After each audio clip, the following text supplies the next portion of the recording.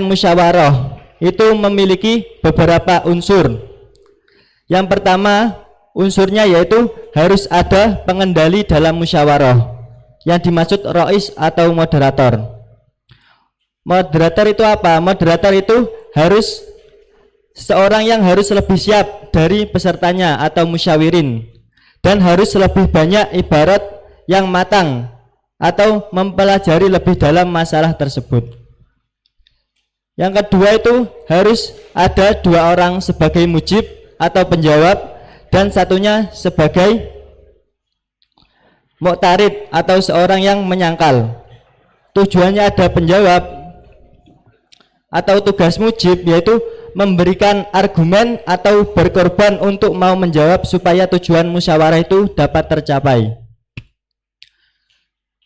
Dan tugas mu'tarid yaitu menolak jawaban yang disampaikan mujib, dan menolaknya itu harus dengan alasan atau ibarat. Kemudian yang terakhir yaitu tips belajar musyawarah. Yang pertama, jika musyawarahnya itu kitab seperti musyawarah Fathul Qorib ataupun Jurumiyah, maka tips pembelajarannya yaitu dengan cara membaca kitab tersebut, yakni membaca maknanya pelan-pelan dan diulang terus menerus. Tips yang kedua yaitu pahami makna kalimat per kalimat. Dan cara memahami makna kalimat per kalimat ini ada dua cara. Yang pertama, sedia kamus. Tujuannya itu untuk apa? Untuk ingin tahu makna yang diinginkan jika kalian tidak mengetahui makna tersebut. Dan cara yang kedua untuk memahami makna kalimat per kalimat yaitu membuka syarah. Nah, tujuan membuka syarah ini untuk memahami kata per kata. Dan tips yang ketiga yaitu jangan terlalu fokus terhadap syarahnya. Pahami dulu matanya atau pahami materi pokok terlebih dahulu. Yang terakhir, tips belajar musyawarah kitab yaitu poin-poin pokok yang ada dalam bab itu diusahakan untuk dicatat. Nah, poin pokok itu meliputi definisi, dobit, dan juga lain-lain. Mungkin sekian yang dapat saya simpulkan. Monggo ingkang badhe wonten pertanyaan langsung mawon angkat tangan. Dipersilahkan untuk maju ke depan.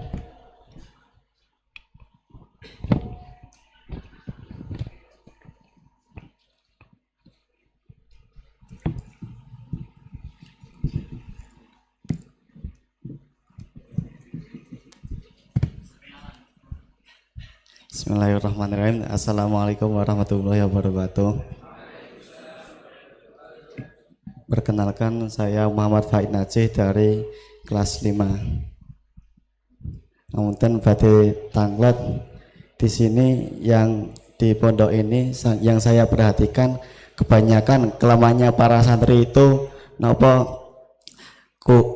kurang bisa baca kitab atau nahu sorofnya masih gratulan. Nah, solusi yang paling efektif untuk menanggulangi tersebut napa?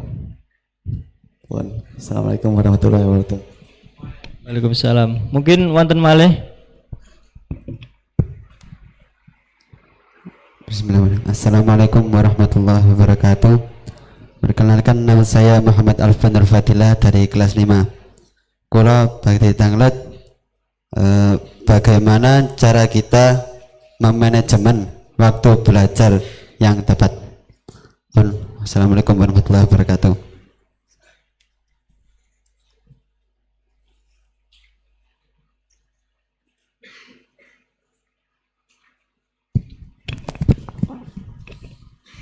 Pun langsung mawon. Pertanyaan yang pertama dari Mas Faid tadi yaitu kebanyakan santri itu banyak yang bacanya kitab masih gerantulan, dan bagaimana cara mengatasi hal tersebut. Kemudian pertanyaan yang kedua yang ditanyakan oleh Mas Alvan tadi yaitu cara memanajemen belajar yang tepat itu seperti apa.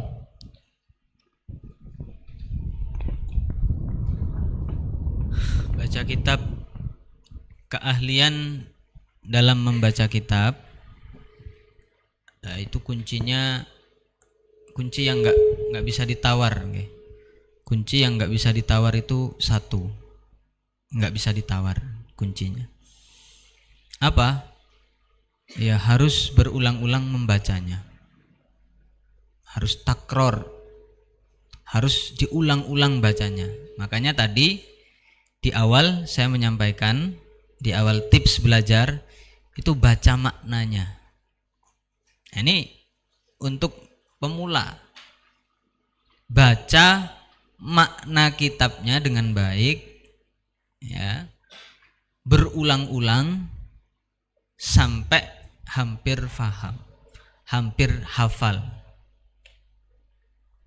Nah, apa yang mau jenengan baca ini kan bisa jadi yang saya baca keliru, ya tinggal jenengan minta simak, minta disimak, nggak usah sorogan maksudnya. Kalau memang waktunya tidak memungkinkan, nggih. Kalau waktunya tidak memungkinkan alias kurang waktunya, ya tinggal minta disimak, baca yang tepat. Jadi sampean persiapan, disimak ke gurunya, ke para pembimbingnya. Nanti yang keliru akan diberi teguran, ini bacanya yang benar ini. Lah setelah tahu baca yang benar, maka baca kembali berulang-ulang, dibaca berulang-ulang. Jadi tidak ada ceritanya orang yang bisa baca kitab, bagus baca kitabnya, kecuali dia sudah membaca kitab ribuan kali berulang-ulang, seratusan mungkin. Jadi kenapa kok kita belum mahir dalam membaca kitab? Karena kita baru membaca kitab hanya beberapa kali. Itu jawabannya. Kalau ingin bisa baca kitab, ya baca kitab berulang-ulang kali. Begitu. Lah bukan berarti ketika jenengan belum bisa baca kitab tidak usah musyawarah, enggak. Ya menyelam sambil minum air itu, tapi jangan air asin ya. Jadi sampean musyawarah ya sekaligus di dalam musyawarah itu juga ada fadilah, faidah untuk mengetahui cara baca yang tepat. Karena di forum diskusi itu berkumpul orang banyak. Tentu dari orang banyak itu kalian akan menemukan, akan mendengar bagaimana cara membaca yang tepat. Nah, iyalah. Kalau sampai hanya baca sendiri, kan nggak tahu. Baca kitab sendirian, mutolaah, bisa jadi apa yang jenengan baca salah. Terus nggak ada yang membenarkan. Terus sampean meyakini itu benar. Tapi kalau di musyawarah, sampean akan tahu. Oh, ternyata Pak Perumus itu membacanya seperti ini. Ya. Dorbun misalnya. Oh, bacanya dorbun. Pak yang satunya baca duriba. Yang satunya lagi baca doroba. Nah, ini yang benar yang mana? Kan tinggal tanya. Oh, ternyata bisa dibaca tiga ternyata. Dorbun bisa, doroba bisa, duriba bisa. Karena kitabnya gundul. Secara aturan nahwu shorof bisa-bisa aja misalnya. Lah itu gara-gara musyawarah. Gara-gara musyawarah sampean akan mendengarkan variasi bacaan. Dan bacaan yang benar bagaimana sampean bisa tahu di musyawarah. Jadi kalau memang panjenengan masih berada di tahap yang paling bawah, belum bisa baca kitab kuning, bukan berarti tidak berangkat musyawarah. Tetap berangkat musyawarah. Ya niatnya cari pengetahuan. Ya, bisa dengan cara memperhatikan apa yang mereka baca, bacaan yang benar seperti apa, sekaligus memperhatikan bagaimana cara memuroti dan apa murad yang benar untuk kalimat ini. Jadi bagaimana cara mengatasi orang yang belum bisa belajar kitab, ya dengan membiasakan. Harus pertama itu ada di keinginan. Kalau nggak ada keinginan, wes itu nggak akan ada hasil. Pertama, keinginan panjenengan untuk bisa itu harus dipupuk dari sejak kecil, dari sejak pertama masuk di pondok ini, sampean sudah tekadkan saya ingin tahu bagaimana cara membaca dan memahami kitab kuning. Itu. Ya. Karena ini warisan. Memahami pengetahuan terhadap kitab kuning, baik bacaan, pemahaman, ini warisan dari kiai-kiai kita. Ya. Bahkan warisan dari nabi, dari anbiya.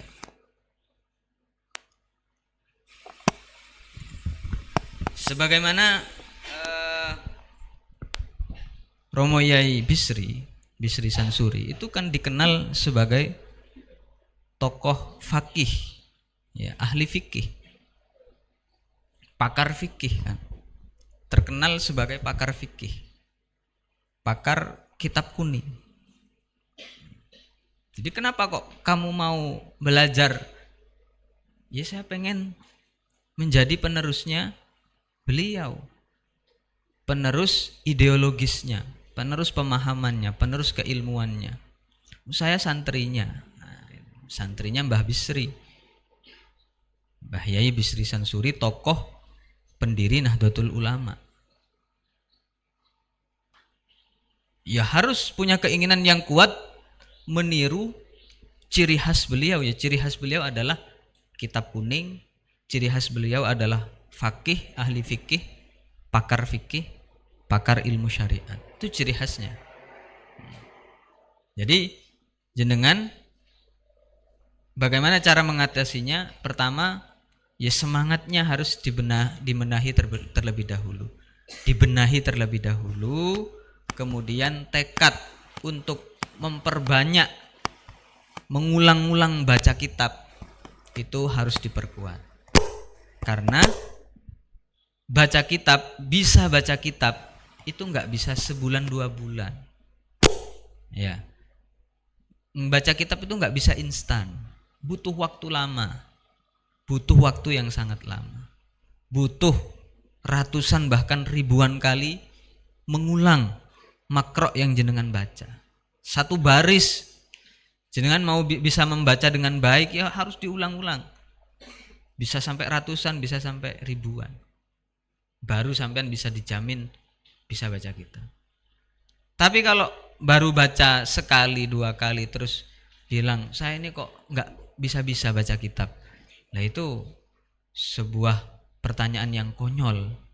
Belum usaha, ya, belum usaha sudah tanya kok nggak berhasil. Itu untuk soal yang pertama. Terus soal yang kedua, memanage waktu.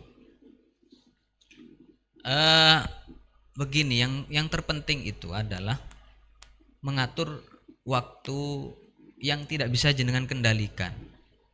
Waktu tidur. Ya. Waktu tidur ini harus selesaikan dulu. Maksudnya sampean itu mau tidur berapa jam? Ini harus diselesaikan dulu. Manage waktu tidur ini. Bahkan dulu yang dinasihatkan oleh guru-guru saya di Lirboyo itu, salah satu guru saya menasihati begini, kalau tolibul ilmi itu, aktivis bahsul masail yang sesungguhnya itu, ketika belum memecahkan masalah itu nggak bisa tidur. Artinya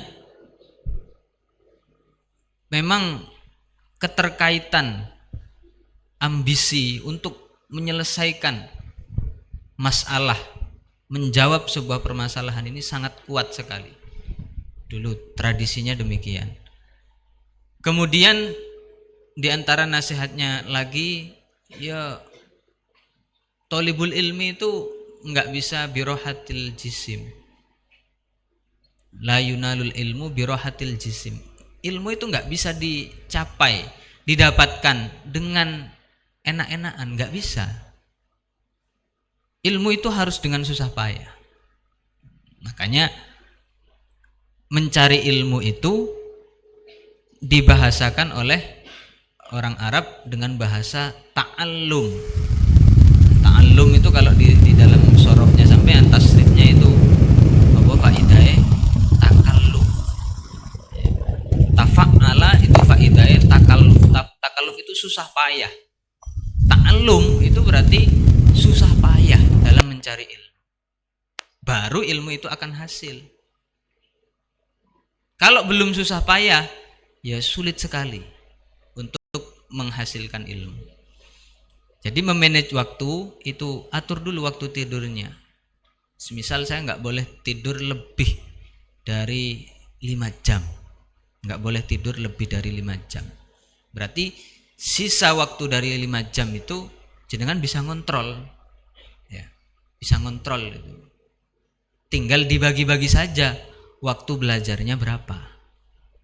Waktu musyawarahnya berapa jam. Nah, itu asalkan sudah bisa dibagi, terus sudah bisa diterapkan dengan baik, lah itu nanti meskipun sedikit hasilnya akan nampak. Contohlah, sampean bertekad sehari belajar kitab mutolaah 1 jam saja, semisal 1 jam saya fokus mutolaah sunnah, bukan mutolaah pelajaran wajib, mutolaah sunnah, tambahan kitab 1 jam saja, istiqomah sampai akhir tahun. Saya yakin sampean sudah unggul dari teman-teman yang lain. Sampean akan lebih unggul dari teman-teman kalian yang hanya baca setengah jam. Gitu saja. Jadi cara kita menghasilkan ilmu itu tinggal seberapa usaha kita, seberapa belajar kita, itu saja. Kalau belajar kita itu 2 jam, istiqomah sampai akhir tahun, tidak kok 2 jam dalam 1 bulan, tapi 2 jam per hari selama 1 tahun, tidak ada waktu libur. Hari Jumat tetap harus 2 jam. Tidak ada waktu libur belajar, yang ada libur sekolah. Lah, maka nanti di akhir tahun hampir bisa dipastikan pemahaman panjenengan sudah lebih baik dari tahun sebelumnya, atau dari teman kalian yang belajarnya hanya 1 jam. Itu sampean buktikan saja. Antara satu teman ini loh berlomba-lomba, aku tak mutolaah 1 jam per hari, saya mau mutolaah 2 jam per hari. Yes. Dari yang mampu-mampu dulu, karena ini istiqomahnya ini yang berat, 1 jam per hari mutolaah istiqomah. Bentuk mutolaahnya ya tadi dibaca maknanya, terus ditulis muradnya, dicatat kata per kata, wis 1 jam cukup, ya wis, gitu aja. Selama 1 tahun nanti dievaluasi hasilnya. Saya yakin hasilnya sudah lebih baik dari sebelumnya. Ini kalau sudah bertahun-tahun, maka kualitas kemampuan sampean bisa bersaing dengan yang alim-alim itu. Jadi begitu ya. Tidak ada orang pinter, alim itu kok nyantai-nyantai, tidak ada. Hampir tidak ditemukan orang alim yang tidak ta'allum, yang tidak susah payah dalam belajar. Jadi kalau memanage waktu ya kayak tadi, tentukan saja. Ini yang perlu ditentukan itu jam belajarnya. Itu tentukan saja. Selain dari itu terserah. Tentukan jam belajarnya, berapa jam per hari, terus sampai akhir tahun tidak ada waktu libur. Itu tok. Itu yang paling mudah. Ya. Jadi jangan sampai waktu 1 jam ini ditinggalkan karena ada hal lain. Begitu. Pokoknya sampean sisakan dari kesibukan sampean 1 jam atau 2 jam atau bahkan lebih. Semakin banyak jamnya, maka semakin tinggi kualitas keilmuannya. Nah itu, semakin banyak jamnya, semakin banyak kualitas keilmuannya. Ya tinggal bagaimana jenengan mengelola keinginan yang ada di dalam hati panjenengan. Pengennya 1 jam lah, takut nggak kuat, nggak 1 jam. Tapi harus bertekad setiap hari. Nggak kok setiap bulan 1 jam, nggak bisa. Mari kalau ingin menjadi orang yang bisa baca kitab, alim, mulai dari sekarang bertekad 1 hari 1 jam minimal belajar mutolaah, istiqomah. Yes. Tentukan kitab apa daripada enggak belajar sama sekali, gitu nggih. Dan ini harus istiqomah satu tahun, nanti 1 tahun kita evaluasi hasilnya. Nah, kita akan menemukan orang-orang yang nanti mencengangkan hasilnya. Karena pengetahuan itu nggak terasa. Pas sampean belajar mutolaah, iki koyoke kok gak paham. Iya, saya pun demikian. Mutolaah itu yang dilalui waktunya, ya kadang ya nggak paham. Tapi setelah berhari-hari baru paham kalau ternyata saya sudah paham. Begitu. Kadang hasil dari mutolaah kita itu kita nggak merasakannya nanti dirasakan. Jadi jangan pesimis, sekalipun ketika sampai mutolaah ini nggak gambar sama sekali, tetap pokok dibaca. Ya, makna pegonnya, terus terjemahnya apa, murodnya apa, itu yang terpenting.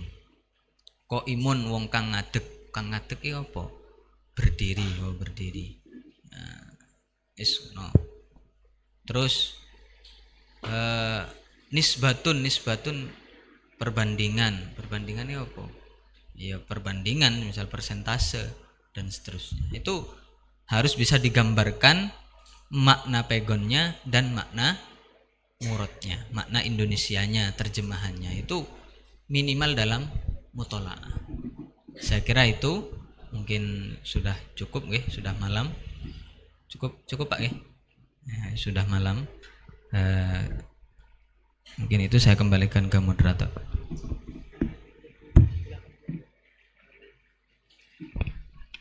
Ya, saya simpulkan sedikit dari jawaban beliau dari soal atau pertanyaan yang pertama, yaitu kebanyakan santri itu banyak yang bacanya masih gerantulan. Nah, beliau menjawab, yang pertama harus terus diulang membacanya, bahkan sampai hampir hafal atau sampai paham.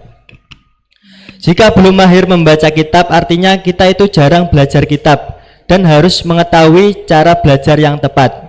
Itu yang pertama. Yang kedua, harus ada keinginan untuk bisa. Dan yang ketiga, harus semangat dan memiliki tekad yang kuat untuk mengulang-ulang membaca kitab. Dan pertanyaan yang kedua, yaitu cara memanajemen belajar yang tepat. Yang terpenting menurut beliau tadi yaitu mengatur waktu yang tidak bisa diatur, yaitu waktu tidur. Dan seberapa usaha kita mau berubah dan menentukan 1 jam dalam setiap harinya untuk digunakan belajar. Dan semakin banyak jam belajar, maka semakin banyak atau semakin bertambah semakin banyak kualitasnya. Cukup sekian dari saya. Demikian yang dapat saya sampaikan. Saya sebagai moderator pada malam hari ini meminta maaf sebanyak mungkin apabila ada tutur kata yang salah. Walafu minkum. Wassalamualaikum warahmatullahi wabarakatuh. Saya kembalikan kepada MC. Kepada beliau kami sampaikan terima kasih. Menurut acara selanjutnya yakni penutup sekaligus doa. Dalam hal ini akan disampaikan oleh beliau Agus Haji Ahmad Fayumi Syafi'i. Kepada beliau waktu dan tempat kami haturkan.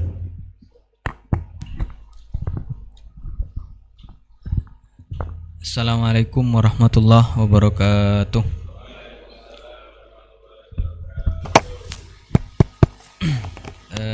Sebelum ditutup, kami ingin menyampaikan beberapa hal. Yang pertama tadi itu tekad niat untuk menjadi alim dan amil, pinter dan mengamalkan ilmunya itu harus dipupuk. Ya, harus dipupuk. Dan itu akan muncul dari lingkungan. Saya bersyukur mondok di Lirboyo berada di lingkungan orang-orang yang semangat belajar. Jadi panjenengan kalau mau nyari teman, cari teman yang semangat belajar. Supaya semangat belajar jenengan itu terus terjaga. Ini kunci ini. Semangat belajar itu dari lingkungan. Nah, kecuali jenengan punya tekad yang kuat yang nggak bisa diganggu gugat. Di tekad untuk belajar sungguh-sungguh menjadi alim, menjadi amil, orang yang solih itu harus dipupuk, diniati dari semenjak panjenengan masuk. Kemudian yang kedua, mencari ilmu, mengetahui ilmu itu tidak bisa dengan cara santai-santai, nggak bisa. Ilmu itu didapatkan dengan cara santai-santai itu nggak bisa. Jadi jenengan ya harus berjuang, berusaha keras untuk belajar. Nggak boleh santai-santai kalau urusan ilmu. Kalau urusan selain ilmu yang kayak main, hiburan itu monggo lah. Jenengan salah, nggak butuh bal-balan, nggak butuh liburan, nggak apa-apa. Tapi kalau belajar harus diupayakan, harus diperjuangkan gitu ya. Ya kalau bisa ya semangat sampean belajar itu kayak semangat mau liburan. Kalau bisa dan harus bisa, itu harus dipupuk. Kemudian yang terakhir, saya sering menyampaikan ini bahwa ada beberapa orang yang kebahagiaannya itu layak kita perjuangkan, bahkan wajib kita perjuangkan kebahagiaannya. Ya, guru kita, para masyayikh dan orang tua kita. Kebahagiaan dua orang ini wajib kita perjuangkan. Lah, guru kita yang guru kita inginkan itu jenengan menjadi orang alim, menjadi orang solih, bukan menjadi orang kaya, bukan ya. Menjadi orang terkenal, bukan. Itu bukan prestasi ya. Jenengan harus ingat bahwa prestasi yang paling membuat para masyayikh kita bahagia itu jenengan berilmu dan soleh, dadi wong apik, pinter dadi wong apik. Wis, itu sudah masyayikh, guru-guru kita itu sudah sangat bahagia sekali ya. Tidak harus terkenal, tidak harus kaya, tidak harus. Artinya andaikan tidak kaya, masyayikh sudah bahagia ya. Syukur-syukur sekaligus sampean alim, soleh, kaya, sekaligus sampean alim, soleh, terkenal. Nah, syukur-syukur ada tambahannya. Tapi yang wajib dua ini, alim, pinter, solih. Itu yang paling membuat guru-guru kita bahagia. Dan harapan orang tua, ya, harapan orang tua yang benar, ya, harapan orang tua yang benar, ya dua itu, jadi orang pinter, jadi orang solih. Karena itu yang dibutuhkan orang tua ketika nanti sudah meninggalkan kita, meninggalkan jenengan-jenengan. Itu yang paling dibutuhkan, bukan harta, ya. Karena orang itu kalau sudah berilmu dan solih, tanggung jawab itu ada, pasti akan bertanggung jawab. Orang tuanya sudah tua, renta, dia akan bertanggung jawab untuk merawatnya, bertanggung jawab untuk menafkahinya. Ini karena dia solih, nggak sekedar alim tok, ya. Alim itu belum tentu baik loh. Orang alim itu belum tentu baik. Jadi dua komponen ini wajib jenengan perjuangkan kalau mau membahagiakan guru dan orang tua. Nah, cara yang paling tepat untuk membahagiakan guru dan orang tua itu adalah menjadi orang pinter di urusan agama dan solih. Yes.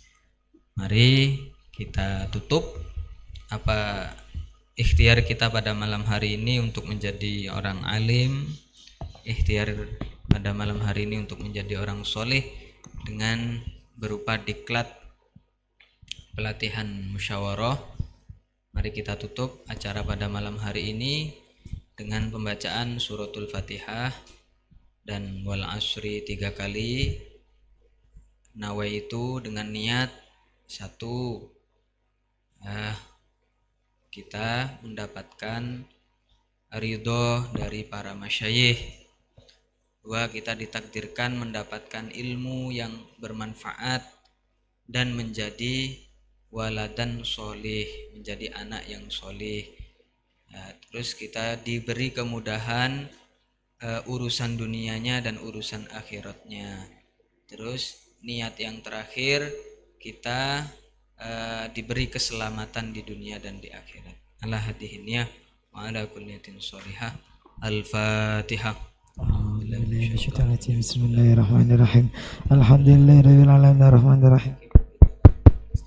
Ihdinas siratal mustaqim siratal ladzina an'amta 'alaihim ghairil maghdubi 'alaihim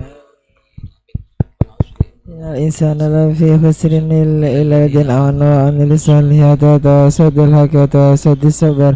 Bismillahirrahmanirrahim. Wal 'asri innal insana lafi khusrin illa alladhina amanu wa 'amilus solihati wa tawasaw bil haqqi wa tawasaw bis sabr. Bismillahirrahmanirrahim. Wal 'asri innal insana lafi khusrin illa alladhina amanu wa 'amilus solihati wa tawasaw bis sabr. Wal afwa minkum. Assalamualaikum warahmatullahi wabarakatuh. Kepada beliau kami sampaikan terima kasih. Setelah dibacakan doa, maka berakhirlah acara pada malam hari ini. Saya selaku Muqassimul Auqat, apabila ada salah kata dan tutur kata yang kurang berkenan di hati kalian semua, saya mohon maaf sebesar-besarnya. Akhirul kalam, wallahu muwaffiq li aqwamit thariq. Assalamualaikum warahmatullahi wabarakatuh.